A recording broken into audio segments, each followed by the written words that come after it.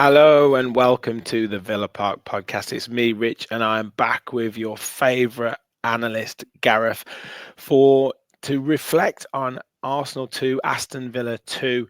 And as we said yesterday, a very, very spirited comeback. But this is a deep dive into all of the stats. So make sure you hit that like button, hit that subscribe button, help us continue to grow. My voice might just about make it through the rest of this show. I'm not too sure yet. It's still suffering after Saturday, but we're still here. Gareth, we were talking before we came on. A really, really engaging game, absorbing encounter. And as myself and Sam said last night, a game where Villa showed real heart and character to get back into it. Yeah, I mean, I didn't realise I'd be in the presence of a celebrity by, come Monday morning. But anyway, yeah. Great game. I thought we did really well. I thought, it wasn't like you say you were there. It wasn't the best from us. It wasn't the best, but to come away with a point, and I think we just spoke about a fair hard fought again, an away performance, which is really important. Exactly. So let's go right into the stats because you've done some really good analysis and some focus on specific players as well into the game. So we'll talk about all of that. But first of all, just having a look at the sort of tail of the tape. We obviously had, a bit of, you showed us kind of yesterday in our group chat around this, what the stats were for the game. And was there anything that sort of stuck out to you or anything that you particularly noticed? I think the first thing you would probably look at there is the obvious, is the possession. Arsenal dominated the ball, as we know. And 84% of that was in our final third. So that's slightly concerning, but Arsenal, you would probably say that that's probably about right. I mean, they're double the amount of passes from us, and also I like to look at the PPDA, the passes per defensive action. 13 means we obviously sat off a little bit. We didn't, and no high press, no really sort of middle press or anything. It was just a mid block, if you like. And Arsenal tend to press quite highly at 4.16, as we know. So look at the amount of clearances, though, Rich. Yeah, man, that's crazy. 44 clearances.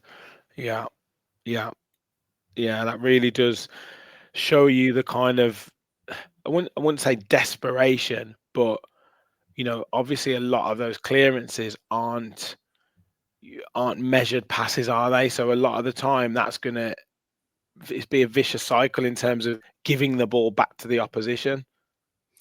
It's exactly what it was, wasn't it? I mean, I must have been. What did you think when you were there? Did it feel like constant pressure for 90 minutes? Well, as I said, it was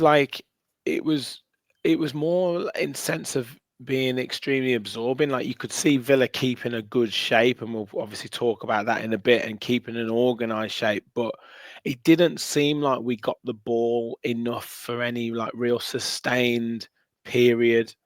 Apart from, I would say, when we kind of flicked the switch once we went 2-0 down. For about 10 to 15 minutes, obviously that was a time when we scored the goals. It really felt like we carried a real threat at that point. I don't know whether the players just thought, sod this, we're going to go for it, and then got some reward out of it. But at that point, it felt like we got some momentum into it. But it never felt like Arsenal were, getting through 1v1 one-on-one on the goalkeeper all the time. It felt like it was all measured, probing passes, and Villa had to keep extremely concentrated to stop them from getting through. Yeah, and I think, to be honest, that's probably a fair assessment. And I think that's probably that's how I felt watching it at home, was that you thought that Arsenal were dominating the ball, but you never got the feeling we were under that much pressure that they were going to create so many opportunities that it would be hit after shot after shot after shot. And it did feel a little bit like that. It felt like we were controlled in our defensive shape. Yeah. Yeah, yeah. And Italian teams in particular have kind of won championships and won European competitions off the back of that, of just, being defensively organized and not letting teams get any clear chances, and, then taking their chance when it comes. Yeah, I mean, teams in the NFL swear by it. Defense wins you championships. Yeah. Yeah, absolutely. Look at the passing networks, and this kind of gives an idea in a little while in terms of the team shape and the defensive shape. But yeah, anything here from sort of both sides that you noticed in the passing?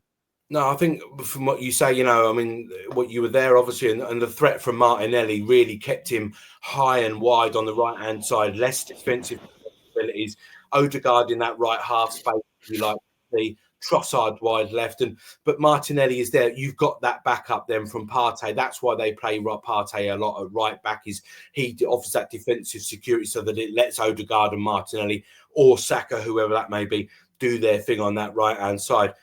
In regards to Villa, I mean, it's quite different because it's nice to actually see Morgan Rogers and Ollie Watkins in sort of pivot positions, if you like, fairly sort of vertical, horizontally to each other, with Tielemans in the 10. So that front three is almost quite sort of new to us. Mm, But yeah, playing out from the left hand side again is obviously very key again. But we just didn't have a massive amount of the football, did we?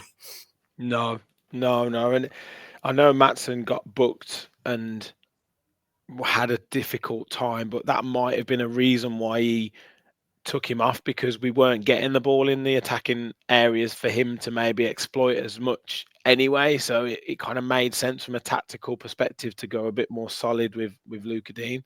Yeah, and obviously think Dean is a little bit more aggressive, isn't he, on the front foot Mm. defensively, and he's able to get forward a little bit. And Matson, I thought it was harsh on him. I think he did have a rough time, but it's just one game. Let's not, we shouldn't. Exactly. Yeah, exactly. The sonars in terms of the direction of passing, again, anything that we're noticing here with regards to Villa? No, I mean, one thing I did notice from this is that Martinez is that high volume passing wedge is going straight up the pitch. Now, we don't know whether that's not particularly long. That looks like it's particularly short. So I take it that he's probably into Boubacar Kamara, which it probably was again. But it's quite a narrow shape again. We'll see that a little bit more later in the defensive shapes. But it's nice to see that it's quite compact in central midfield. A lot of teams are doing this, by the way, against Arsenal now. So yeah, it's an interesting shape to see, but not so much high volume passing, judging by the size of the wedges, of course. Yeah. And Arsenal, um, anything from them? Just look how high it is, and that Yeah. tells us everything we need to know, doesn't it? It's just high in general, and they like to get the ball wide, and they did so quite effectively. Mm. The goalkeeper as well. He's always like out of his box regularly, and it's interesting how they do that, because it does, even if he doesn't get the ball too much, it does set a mindset that they're going to keep right up the pitch. Yes, exactly why he does it. You can see him sometimes even on the corners. He's even in our half, sort of Yeah. directing certain things. So it's a risky tactic at times. It could backfire on, but they seem to know what they're doing, don't they? So Exactly. The shot map and the XG, or the big chances. Interesting. Lots of people saying, that in terms of big chances, it was 2-2 on that front, and it wasn't too much different in the shots on target. no, that's exactly right, isn't it? I mean, you would say that you've got two big chances there, and we've took them. Yeah. Arsenal obviously had theirs; they've took theirs, but with 18 shots to 8, we could say that we're a little bit more efficient in that regard. So, yeah, it's nice to be a little bit more clinical, ironically, in a game where we probably shouldn't have, come away with much. Exactly. And then the timeline. Anything you wanted to sort of talk on here? Yeah, I mean, Arsenal do this a lot. Step up a little bit before half time, increase the intensity, and they do so again after half time, trying to score directly after half time, which they pretty much did, which was a bit of a body blow to us, really, wasn't it? Mhm. But we didn't create much in the first half. But we can see there from the 8 shots, we scored the 2 goals. So what's not to like? No, and you did, like I said before, you felt it in the ground that, I don't know whether it was a slight tactical switch or whether the players just thought, right, let's go for it. Maybe the pressure was off slightly, but that 60-minute mark, or just before 60 minutes, there was a noticeable kind of switch with Villa and what they decided to do. And you saw Tielemans getting into the box. You saw Bogard having a shot from the edge of the box. You saw Tielemans have another 2 shots after his goal. So, and obviously Watkins' goal. So there was clearly a situation where Villa went, right, we can still get back into this game. And I think there was a couple of occasions where Rodgers really ran with the ball, and we hadn't seen him do that in the first 60 minutes. Yeah, I agree. I think they tend to, if they're playing poorly, they tend to come out better after half time, don't they? They get a bit of a talking to. And yeah, like you say, Tielemans was in that 10 position. In the first half, he didn't really operate as that link man. He didn't tend to get forward. And we saw that, like you say, more and more in the second half. So I think they're just told to be a bit braver, just be braver on the ball and get forward a little bit and see what you can get out of it.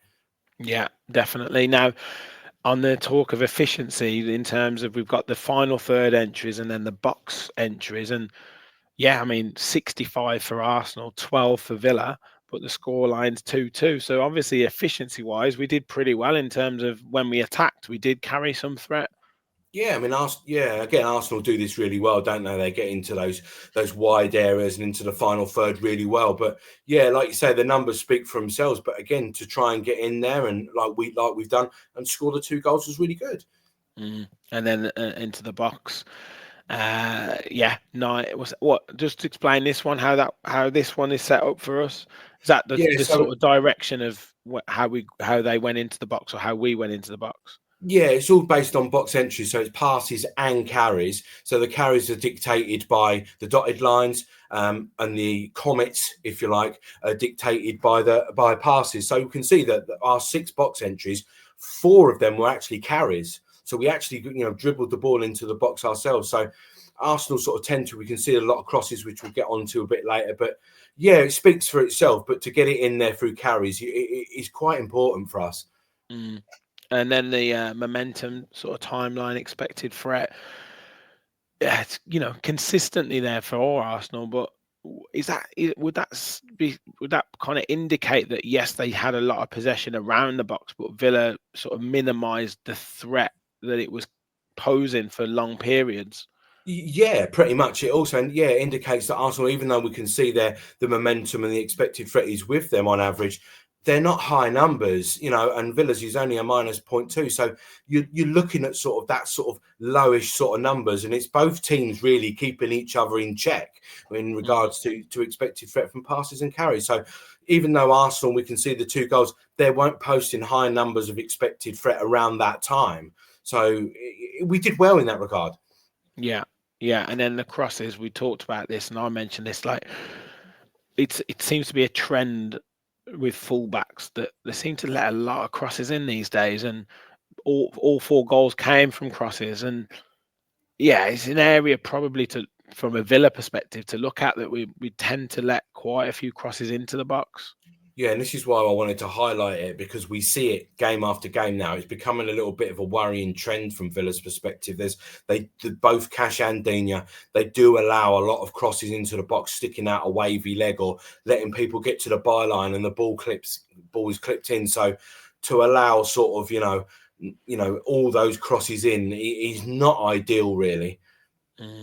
Yeah, I agree. And like I say, it seems to be a trend that when it'd be interesting to see, because this is just like an observation, but fullbacks used to pride themselves on not letting and stopping the cross and getting it, whatever, whether it's the handball kind of new laws and the way that's constantly changing. I don't know whether that's to do with it or what, but it just seems like you say that they're letting crosses in now. Thankfully, we have someone like Tyro Mings, who's a bit of a magnet to the ball. Yeah, I think that's the whole purpose of it. I think is that we allow them, Arsenal, to cross the ball in. We've got bigger players in the box that can deal with it. They'll in open play, they're only going to have probably Havertz in there who's got any decent heading ability. They don't have anyone else coming in from central as Mourinho, Declan Rice, not really getting in the box as much as they should. So I think that was probably the plan. Just let them cross it and we'll deal with it. Yeah. Just in terms of, before we go into like this some dashboards and stats on the players, you talked about the defensive shape of Villa and of both teams, like, which was indicated by the passing networks. But this really highlights, how we were in terms of out of possession and the average defense action. Yeah, and it also goes back to the point I've just made. Literally, you can see that Villa are allowing spaces in wide areas. So cross the ball all you want, and we'll try and head it clear. So nice to be narrow, and I think especially towards the end of the game, we saw it. We were just camped on the edge of our own box, weren't we? Yeah, definitely. As you say, though, the only problem with that is it's going to keep coming back at you, and there's an element of making sure that we had an outlet, and you could see, like you were saying before, some players were trying to run with it, which is one of the areas that you can get out of that. It's just trying to make sure that you give yourself the best opportunity, which is something that maybe moving forward, building on this result, we might see a little bit more. Yeah, I think we're always going to play that sort of counter-attacking style, weren't we? And Yeah. there were opportunities. Let's be honest, there were opportunities on the counter. If Watkins' ball retention was really good, but there were sort of opportunities where he could have sort of run into the channel. I tweeted mid-game that I thought he could sort of try and stretch Gabriel or Saliba one way or the other, which didn't quite happen. But yeah, I mean, it's interesting as well to see Kamara drop into the back line. We also saw that quite a bit centrally this time. So it was good to see that defensive shape, and it was quite solid overall. Yeah. Goalkeeping performance. Do you think Emi could have done better with the goals? Possibly. I think the minus 3-3 for him probably indicates that he probably could have done with the 2 goals. But Raya, minus 0.3848 as well. So could he have done better with the goals, perhaps? I mean, not the Watkins one, perhaps, and the Tielemans was a difficult chance, I admit. But it was near post. Could he have maybe blocked that off? I don't know. But yeah, both goalkeepers sort of in minus figures. But overall, not too bad, I guess.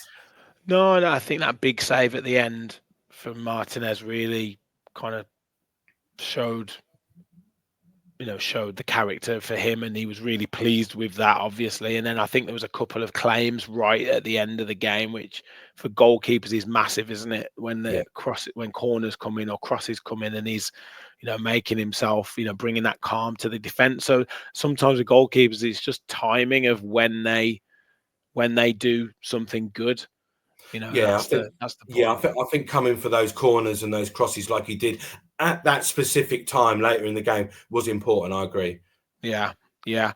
So just in terms of some of the players, as we talked about one or two, and you've got some dashboards here of just explaining like what you talked to us through. So we started off with Ollie Watkins. So just talk to us about this kind of picture that we created. Yeah, I tweeted these out yesterday because I thought it was important for people to highlight certain players. So I'm going to try and do this week on week, and you can see Watkins sort of high density heat map areas there, sort of up top, in the middle, and out wide left as well. So it's important to see that even in a defensive shape, he was still doing the business and made a few defensive actions, as we can see there. Could he have been a little bit better in his receiving of the ball, pushing up high, like I said, onto Gabriel, try and stay long, maybe not drop so deep at times. Yeah, maybe, but it's a difficult thing to do that. It's really difficult for teams not to drop everyone deep when you're under such pressure. Yeah, and you just wanted to highlight a particular setup with him in terms of ball recovery. And ball retention. It's really important for me to see this. I thought I criticise him a lot for sort of holding on to the ball a great deal, but not only that, but he's recovered the ball on 4 occasions and he's got 100% success rate in keeping that ball. Now, I obviously, like I say, I've been on at him a lot about that, so I'm going to try and keep an eye on this and see how this progresses moving forward for him. Yeah, and then lots of times, it's about options of players around him and away from home, particularly against a big side. If that option is only going to be Morgan Rogers, for example, well, that makes it that more difficult to be able to hold on to the ball. So it's particularly good in that sense because, we want to be getting 3, 4, 5 players around him because then the defending team doesn't know who he's going to pass to. Yeah, exactly. Yeah, I mean, like I say, on 3 occasions in the game, I sort of said better, Ollie, better, because he was you could see that he was trying to hold on to the ball. He was taking a touch and moving it out to the side and not letting the ball bounce off him so much. And I just thought overall that part of his game was better. Could have been better, yeah. But like you say, support to get up to him when you're defending so deep is really difficult. Mm. And Morgan Rogers, like I say, I don't know if this passes the eye test, but towards the back end of the game started to really try and get motor and trying to carry the ball. But again, maybe could have done it earlier on. I don't know. He might have been doing that. It's difficult to say, as I say, to see in the actual ground. Yeah, I mean, he covered a lot of ground here, as we can see by, again, the red density of the heat map. Really sort of covered a lot of ground defensively. I don't know, offensively, mainly defensively in this game. And look at all those defensive actions to that bottom right of the screen. So he's clearly helping out his right back, which is important. Could he have done more offensively in carrying the ball? Yeah, we've been critical of him the last few games for not carrying the ball from, as best as what he could have done. So, yeah, we probably do need to see that little bit more from him. But again, defensively, he's doing a job, and that's important. Yeah, massive. And Jacob Ramsey did mention before we came on that I felt the game maybe swallowed him up a little bit. Would you echo that, or would these stats tell us a little bit of a different story? Yeah, no, I would echo that. I think, going forward again, I agree with you. The game kind of passed him by a little bit. But again, like Morgan Rogers, he did, excuse me, he did a job defensively. And that was important in this scenario, in this game. So you need them to do both jobs. It's just that he didn't do the offensive part as well as what he could have done, probably. Yeah. And a surprise inclusion after Amadou Onana got injured and Lamar Bogard came on and covered himself really well. He was solid. He did his job. But anything to sort of discuss in terms of his performance for the sort of 60 or so minutes that he played? Well, I think the reason he brought him on is because he knew the game was going to be a defensive majority. So that's probably why he brought them on in his preferred position, by the way, I should say, for the first time in ages. Yes. So, but yeah, again, he did a really good job here. And you can see on that heat map sort of into sort of that right-sided central midfield role and the CDM on the right-hand side. So, yeah, important that he did that, I think. And I think he did really well. Yeah. Would you suggest a more confidence from Unai Emery in utilising him more? I know there's been talk of him going out on loan, but with Onana's kind of injury record, with Barkley being out at the minute, McGinn being out in the minute, yeah, could you see him maybe used a little bit more? Possibly. I mean, I think if would he have got on if Barkley was in the squad? Probably not. Barkley would have probably gone on ahead of him. And Onana, we keep losing him, don't we, in periods of games, which is getting a bit silly now, really. But I mean, yeah, I don't think he'll go out on loan. I think he probably want to try and keep him around. Yeah, and I thought he was good. And as you say, it's almost sometimes those games where, like you said before, you've got a specific task to do, i.e., help the team defensively. Don't worry too much about what you do with the ball in attack or progressing the ball. Sometimes it's easier for a younger player to come on and just do that job. Yeah, it's probably an instruction of maintain your position, maintain your shape. Just look alongside you, look what's to your left, look what's to your right, support your right back if you need to, and get forward when you can. And like that shot that we talked about, the one shot he had sort of like come across. But yeah, I think it was just to maintain your position, Lamar kind of situation. Yeah. And finally, one we've used a few times the last couple of weeks, distance covered and general sort of touches. Anything that stood out to you on this particular one? Yeah, I mean, Watkins covering an extra 2.2k, I think, compared to the last game. I mean, look at Tyrone Mings' 8 kilometers covered. Now, we looked at that last time and it was 12. So that tells you that he didn't have to move a great deal because he was in a defensive position. He wasn't having to jog forward or jog backwards. Same with Ezri Konsa. Look, just the 5 kilometers covered. So it's important that you look at these things and you can see sort of what's happening in certain match situations and what you're faced against. So, yeah, it was interesting to see that. Yeah. Well, like you say, mate, it was a really absorbing game and one where we showed real heart and character and resilience and clinical finishing, which ultimately got us the point. And 4 points and from the last 2 away games kind of sort of puts to bed, I guess, some of that really poor away form that we had. previously, so that's really positive. And then going now into Monaco away and then West Ham at home in the Premier League, we've got a good platform now. Yeah, definitely. I think the win against Everton away at Everton sort of set us on the road, didn't it? Really, you know, and to get a point at Arsenal, which not many teams will do. We do okay against them, but to get that point is important. Monaco will be a tough game. I don't think anybody should be under any illusion about that. They're playing well, Monaco.